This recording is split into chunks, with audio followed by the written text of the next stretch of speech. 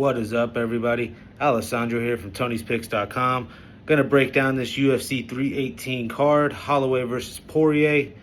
Not too excited about this one. You guys have already heard me say, on the live morning shows, UFC could put better product out for a pay-per-view, in my opinion. But, there's still some plus money on this card that we can touch, and, some money to be made, obviously. And, last weekend, if you tailed all of my picks, you went 8-4 on that video. Looking to, improve upon that. Maybe sweep the board on a card. It's not impossible. Why not us, But let's just get right into it here. This first card, this first fight of the card, we got Carli, Judice versus Nicolle, Caliari. Judice, the minus 370 favorite. Obviously, I'm looking Judice's way here. Big reach advantage here, big height advantage, some experience advantage as well, at least in the UFC. I'm seeing here Judice minus 120 by decision. I like that a lot. I think Caliari is at least going to be tough enough to hang in there. She has a ton of submissions on her record. I see her trying to get this fight to the ground. I just don't think Judice lets her. I think she uses that reach advantage, and I think she, wins a little decision there, minus 120. I like that a lot. So, first fight of the night, Carli, Judice, minus 120 for decision. Then second fight, we got Brunno Ferreira versus Jackson McVey. Jackson McVey's this big newcomer here, 6'4", middleweight, plus 430 underdog we're seeing here. Ferreira, he's a go for the finish or go home type fighter there. 15 pro fights, has never gone to the judges. I don't know. This is going to be one of those war type fights. I definitely don't see it, going the distance. What is it here? Brunno Ferreira to win by decisions, 10-1. Like I said, he's never gone the distance.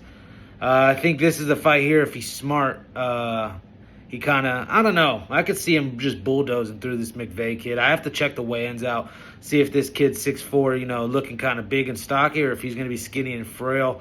Because, obviously he's going to have a reach advantage on Ferreira, but I don't know if he's going to have a necessary strength and power advantage with Ferreira. I'm going to just simply lean Ferreira. I see the minus 140 for a knockout. I don't know. I'll lean there. I do like, for some reason, Ferreira to win by decision at 10-1. I know he's never won there by decision, but it's just too much value for me. He's going to have to start winning fights by decision here at the big time. But, McVey is obviously a newcomer. Wouldn't surprise me to see a KO either. So, on to the next fight there. We got Ryan Spann versus Lukasz Brzeski. Spann the minus 240 favorite here. It's pretty simple. Both these guys have been losing a lot. Brzeski is 1-5 in the UFC. Spann's 1-4 in his last 5. 8-6 overall in the UFC is not terrible. I think he's the better fighter here. Better athlete. Least doesn't get hit as much as Brzeski does, basically. And I just got to go Ryan Spann here. I think by KO I'm seeing plus 140. The over 1.5. I could see Brzeski at least hanging in there. I don't know though. I don't know. It's Ryan Spann for me, or pass, actually. This plus 140 knockout price I'm looking at is probably where I'll go. I do see Spann by decision, 8-1. That's a lot of fat value there. The over, like I said, is at 1.5 at plus 145. But I think it's Spann or pass, like I said here. So on to the next fight. Jimmy Crute versus Marcin Prachnio. Not a big fan of Jimmy Crute, and then especially at this minus 350 price. I think Prachnio is going to be a slightly bigger fighter in there. I think Prachnio is a slightly better striker. Call me crazy, but I just think he is. Crute just, 4-5-2 in the UFC. 4 wins, 5 losses, 2 draws. Prachnio 4-6 in the UFC. These are just 2 average, middle-of-the-road type guys. I think all the hype will be on Crute. All the money will be on Crute. Give me Prachnio at the plus 270 price here. A little bit bigger of a fighter, and Crute just finds ways to lose fights. I just can't back Jimmy Crute here. And, I've always talked about Australians and those guys can't grapple. I'll go right back to that. I do think Crute at least has a darts choke in his arsenal. He has shown some grappling, so I can't completely say he can't grapple. But just give me Prachnio there at that plus price. On to the next fight. We got Islam Dulatov versus Adam Fugitt. Normally I'm all big on these dogs. You guys can already tell it's kind of a different tune, this card here. And obviously right here we got to go with Dulatov, and minus 700 favorite. This kid, 11-1. First fight in the UFC, making his debut. You know, he had that first round KO in the Dana White Contender Series. You know, cherry picked win for him pretty much. But you know, there's a reason why Dana's cherry picking fights for him is because, you know, he thinks he has elite talent. He thinks he could sell some fights with him. I don't know. Fugitt, it's hard for me to get there with Fugitt. What, 10-4 in his MMA career is not bad. 2-2 in the UFC. You know, has fought some people. Doesn't have you know, a bunch of cans on his record. He has fought, you know, some decent names. I know he lost to Austin Vanderford. That's always a red flag to me anytime you lose to Paige Van Zant's guy. But I don't know. That's another subject for another day. At these props here, Dulatov by KO -150. I'm seeing the over 1.5 at +150. So, you know, they could see Fugitt at least surviving. I can as well. What Dulatov to win by decision is, where's that at? I don't have that one in front of me, guys. Sorry. I just have the over 1.5 at +150. This fight to go the distance, you know, Dulatov wins by a decision there, but pretty much +450. Yeah, I think it's Dulatov or pass here. You're going to have to get creative in the ways you do it. I don't want to touch -700. But, yeah, it's Dulatov for sure. On to the next fight. You got this Ateba Gautier versus Robert Valentin. I'm really intrigued to see what this Gautier kid's all about. What, 7-1, 6 straight tomato can finishes here. A bunch of KOs, like I said, against these cans. I don't know. He's fighting a tough 32 contestant here. Robert Valentin, like that matters. I mean, tough has been a joke recently. It's, like I said, UFC 10, 15 years ago is a whole lot better than what we're seeing now. Dana just is completely checked out of this business the way I'm looking at it here. This is a fight I'm just not interested in touching at all because, you know, obviously I'm looking at Gautier's way here. Big favorite. All the size and reach and athleticism and age on his side. What, -280 for him to win by TKO knockout? I'm just going to look there, I guess. It's Gautier pass. Probably not even going to touch this fight if I'm being honest. On to the next. We got Francisco Prado versus Nikolay Veretennikov. This is a fight here. I think it has fight of the night written all over it. You know, Veretennikov going to make his debut here. No, not his debut. He's had a couple fights. 0-2 in the UFC. You know, he lost to Austin Vanderford as well. Danny Barlow, it's an okay loss. I'm not super high on Danny Barlow, but I'm not going to call him a scrub either. You know, but, you know, he has had some decent names on his record. I know he fought Michael Morales and lost to a decision there in the Dana White Contender Series. A fight, you know, he wasn't really probably expected to win there against Morales, this big hotshot prospect. I don't know, man. Prado, to me, yeah, he's going to be a smaller fighter, but that seems to have never, you know, affected him. That last fight he had against Daniel Zellhuber, you know, another guy on this card here, that fight was amazing. He just ran after him. He did not care about the reach advantage and the size advantage that Zellhuber had in that fight. Just continued to run after him and get after him. Blood all over his face. Prado's going to bring the fight. Like I said, this is going to be a fight of the night contender for sure. Actually, one of the only fights I'm probably interested in watching on this card. I don't know. Something tells me Veretennikov just still finds a way to win, man. Prado just gets hit too much. This reach advantage. Not a fight I'm interested in actually betting on, just more watching as a fan because I do think this is going to be a great one. You know, for this fight to go over 2.5 rounds, you're looking at -175. So, you know, they kind of agree with what I'm saying here. Freaking knock 'em, sock 'em, decision type fight. Absolute war. You know, the fight to go the distance, -145. I might look there. What, Prado by decision +180. I might look there. By knockout +350. This is tough fight to call. I just like the for it to go the distance. I know it's -145. It's kind of juiced. It's tough for me to make a decision on this fight. Veretetinov's obviously going to have the reach. Prado's just going to not care, though. That's the problem. So it's a great fight to watch. Let me put it that way. On to the next. We got Brandon Allen versus Marvin Vettori. Again, you know, on paper, you would think this is a sick fight. I'm just, you know, I'm not pumped up about this one either.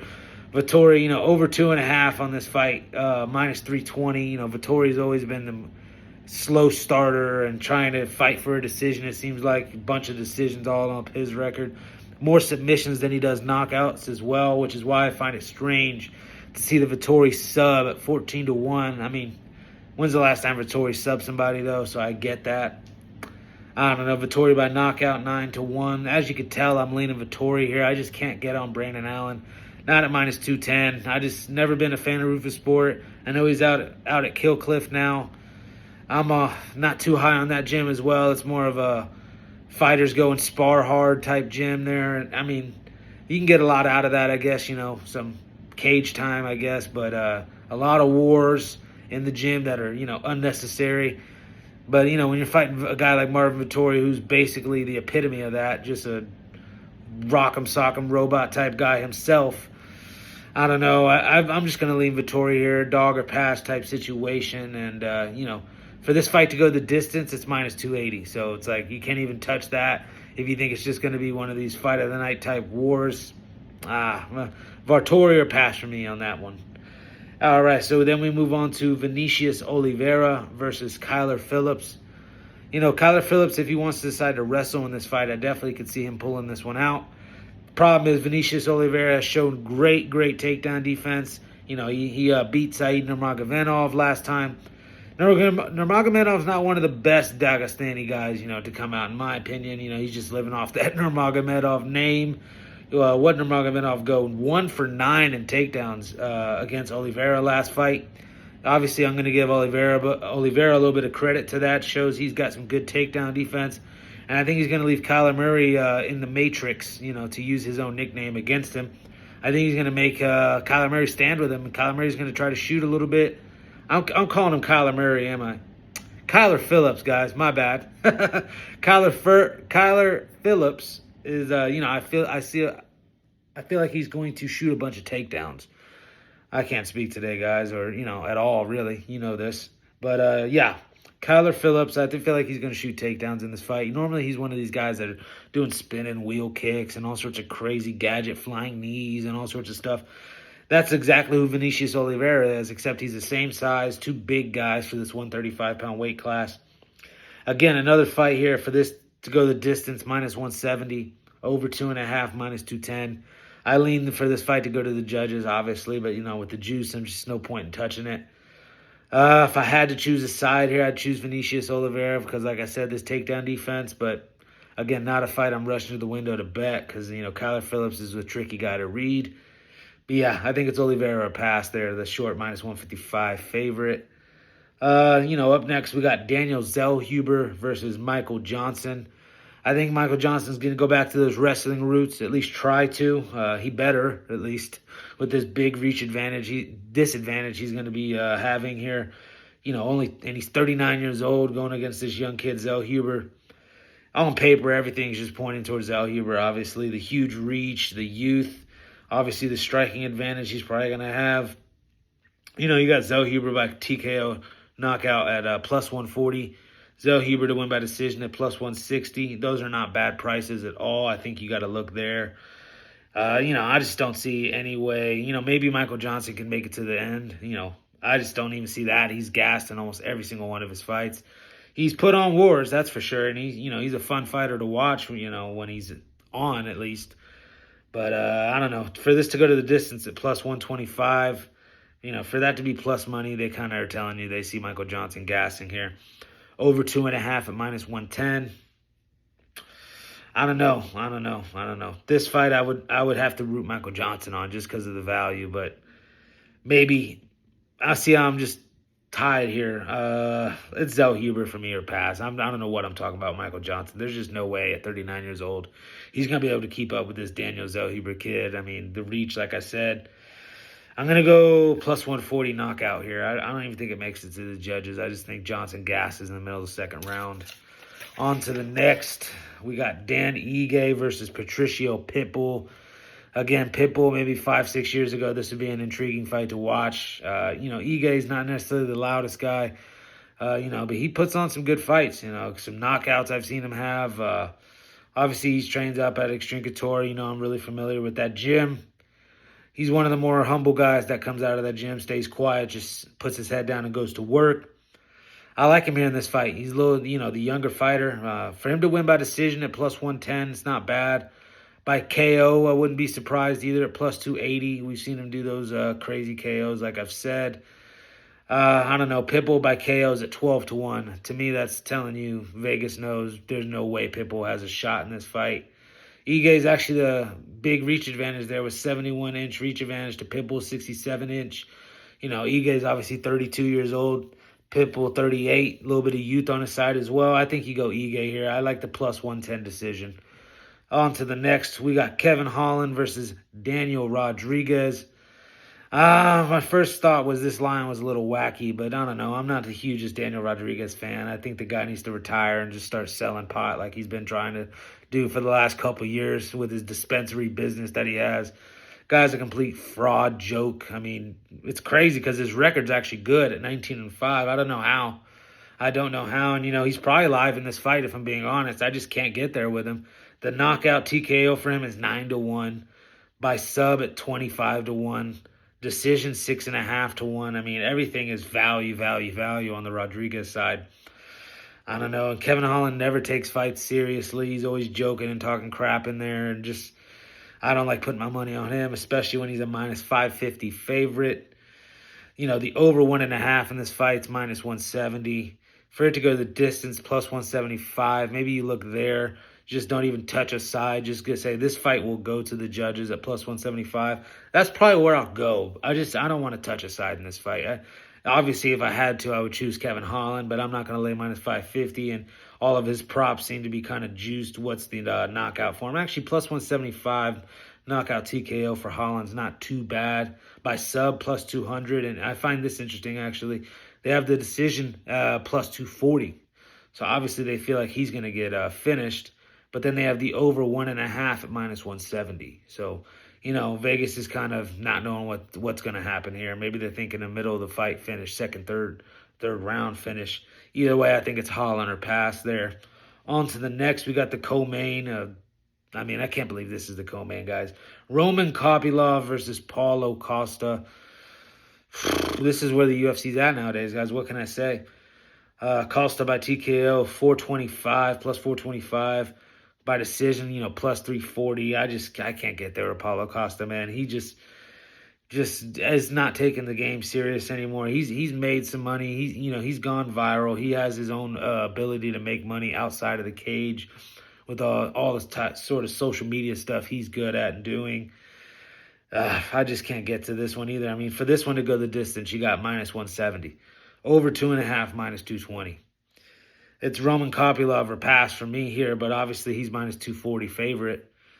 Where do you go? I mean, Kopylov by decision at plus 100 is probably your best bet.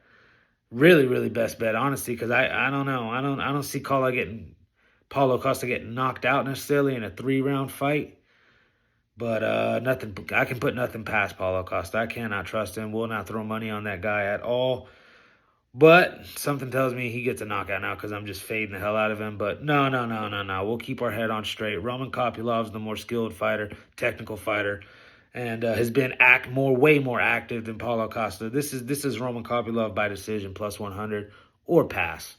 On to the next. We got the main event, the BMF belts. This is just such a gimmick. This whole entire card, honestly. Like I said, I'm betting on these fights. Don't get me wrong. There's money to be made. We can always touch these plus prices here and make some money. So let's not get a tripping here. But again, this BMF stuff is a joke. I can't really get excited about this, man. Holloway, you know, these guys are old, past their prime.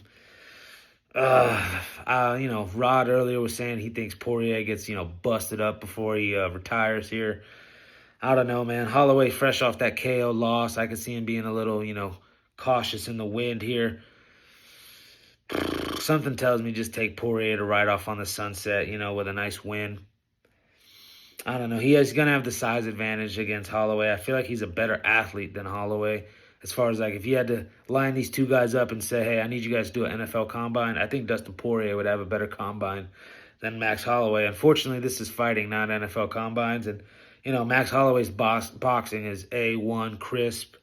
Obviously, he's going to go to that. I don't know. Poirier can box with anybody as well, though, so that's the thing. The over 4 or the over in this fight is probably the best bet there. Let me look what that is. I had it written down. I just lost it, guys. Let me find this here. The over 4.5 is minus 175. It's, again, this whole card it's like that, man. You really got to dissect this card and try to find some value elsewhere. You know, for this fight to go the distance, what are we looking at here? We're looking at minus 145 for this fight to go the distance. That's probably where I'd go as my safest bet.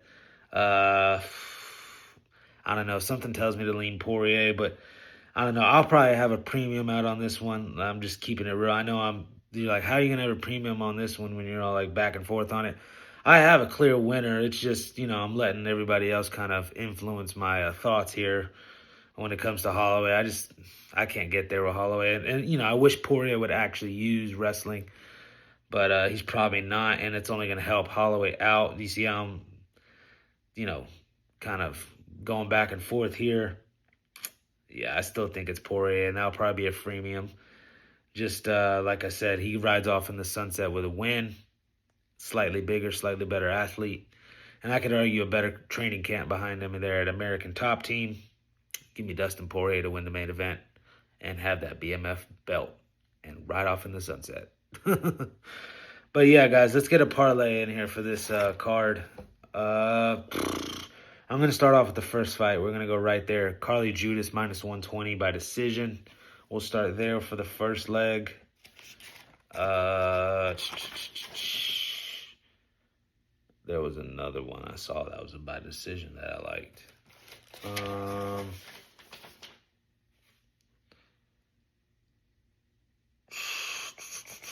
There was one more. Danny Ige. Carli Judice minus 120 by decision. Danny Ige plus 110 by decision. I like those two a lot. You know what? I'll throw Kevin Holland, Daniel Rodriguez to go the distance plus 175. And we'll sprinkle Dustin Poirier main event. So that four-teamer there, it's Carli Judice minus 120 by decision. Danny Ige plus 110 by decision. Kevin Holland, Daniel Rodriguez to go the distance plus 175. And then we're going to go to the main event, Dustin Poirier plus 110. Four-teamer there for you guys. And, man, I'm looking to sweep the board here on that. I'm definitely going to touch those four plays for sure. Not everything will be on the website. As you guys know, we don't release anything crazy here with these props and stuff. But we will have some sides on the fights. We'll have some totals on these fights. And check it out. I'm going to have, you know, I've been talking bad about this card. I'm definitely going to have 5 or 6 plays in. Check out Tony'sPicks.com for that. Use that Tony T discount. Get that 15% off. 2-for-1 capper promotion. You guys already know, man. Let's smack the books up this weekend. Let's make some paper. Peace.